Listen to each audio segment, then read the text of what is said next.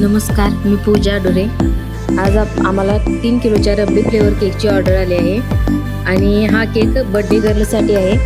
Cute अशा birthday गर्लचं नाव आहे शवाज्ञा आणि आम्ही हा केक आता बनवून रेडी केलेला आहे।